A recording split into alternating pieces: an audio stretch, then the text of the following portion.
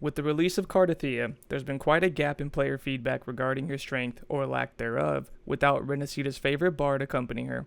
Some suggest her numbers are lacking, while others suggest she is one of the strongest in the game. While I must admit that I myself was a little underwhelmed with her bardless results upon initial testing, after taking a deeper dive into her kit's mechanics, I figured out a simplified, easy-to-follow way of maximizing her damage numbers to get the most out of her in some more free-to-play friendly team comps. Whether you are a Kachona-less player that's struggling to get satisfactory results with Cartethyia in Tower of Adversity, or you're a full Giga Premium Aero Pro Max team haver looking to take her even higher, we're going to break down her rotation in a way that anyone can follow no matter what skill level you're at. In order to understand Cartethyia, we need to understand how our kit interacts with Aero Erosion stacks first. The most important part of her rotation regarding Aero Erosion stacks is that fleurdelys' final liberation attack, Blade of Howling Squall, scales off of how many erosion stacks there are present on the enemy at the time of casting the ability. This mechanic alone is likely what is causing such a wide gap in player feedback regarding her strength. One quick side note, although the description of her liberation suggests that damage amplification only is affected by up to 5 stacks of Aero Erosion, I am noticing higher numbers when comparing the 5-stack liberation to a 6-stack liberation. I'm not sure if this is a glitch or if there's some other reason I'm missing, but for the sake of this video and my testing, I will be aiming for 6-stack liberations when possible. Which brings me to my next point. Without Aero Rover on the team, the max possible Aero Erosion stacks are 3. With Aero Rover on the team, the max stacks of Aero Erosion targets can receive goes up to 6. Keep in mind, this will only be possible for the next 30 seconds after casting Aero Rover's outro skill, no matter who its recipient is. Now, let's go over how we can gain Aero Erosion stacks on enemies without having the bard on the team. Aero Rover sadly cannot apply any stacks themselves, so the only way we can apply stacks is through Cartethyia in her small form. The 3 ways in which we can apply stacks through Cartethyia's small form are casting her intro skill, which will apply 2 stacks, casting her basic 4, which will apply 1 stack, or using her skill, which will apply 2 stacks. In our sample rotations we'll get to in just a second, the goal is to utilize these abilities to our advantage to get max Aero Erosion stacks on the enemy before entering Big Fleurdelys form. Once we're in Big Fleurdelys form, it's important to understand which attacks in her new moveset removes Aero Erosion stacks. The 3 ways in which Big Fleurdelys removes Aero Erosion stacks are her basic attack 5,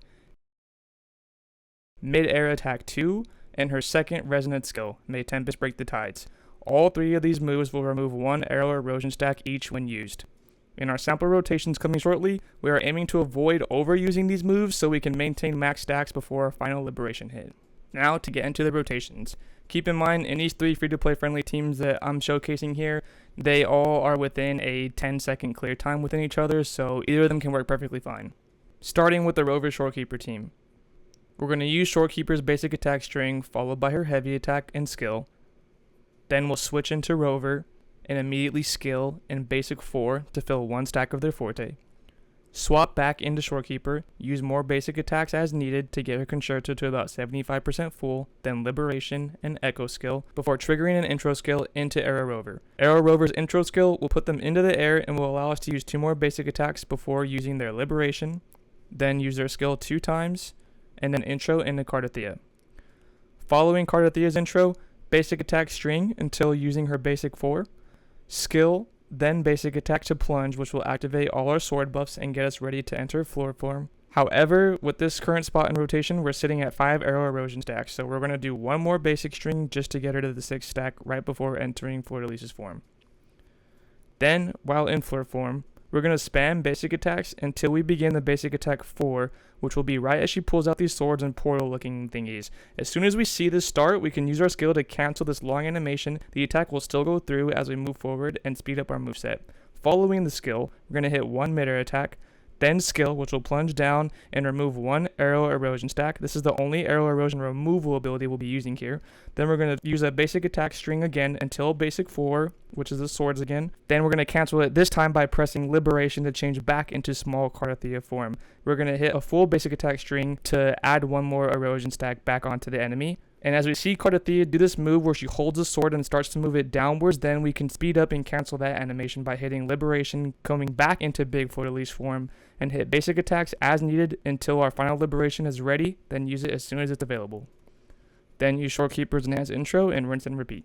Wuthering Wave's combat encounters can vary significantly based on timings and enemy attacks, but you should do just fine as long as you follow this simple formula. Set up team buffs, trigger Cartethia's 3 sword buffs, and apply max Aero stacks on enemy. Then once you're in big floor mode, you quickly hit as many of her attacks while minimizing the amount of Aero erosion consumptions to just 1, and that will give us just enough time to switch back to small Cartethyia to add 1 back, and then enter big fleurdelys form and finish the rotation with our big damaging ability. 2 more general tips I want to give before showcasing the next team.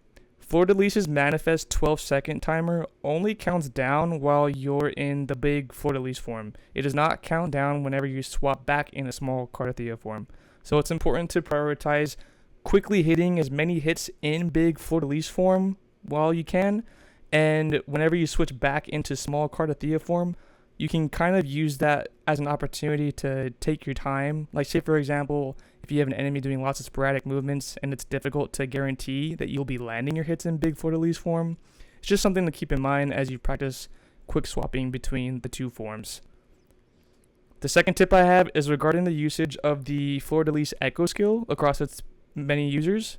I didn't mention this echo skill usage in a rotation guide because there shouldn't be one specific spot in a rotation that you force yourself into using it every single time. The reason why I say this is because this echo skill actually has a pretty broken effect where it will slow down the enemy for a short time, and you can use this whenever you see fit to help you land some easy parries like this example here. Hopefully this helps. Just generally speaking, if it looks like your parries aren't going to line up exactly, you can kind of use this to kind of slow, delay, and almost prolong that parry window that you have available. So it's something you can use to your advantage whenever you see fit. Now onto the Sanhua Shorekeeper team.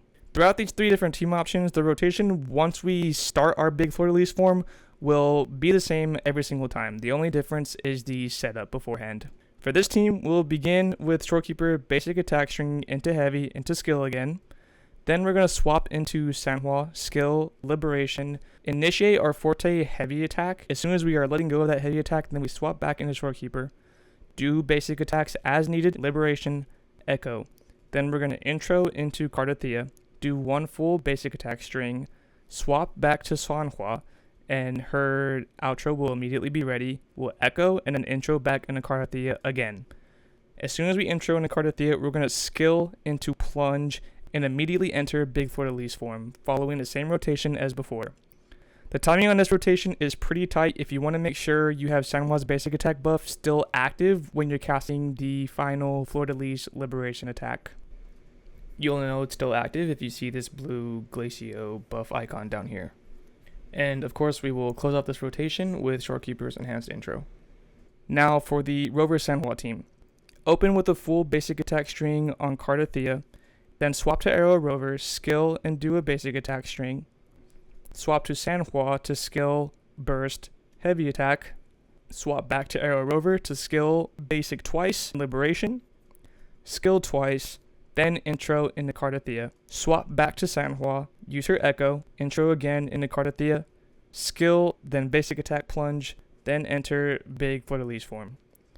Big fleurdelys rotation stays the same here.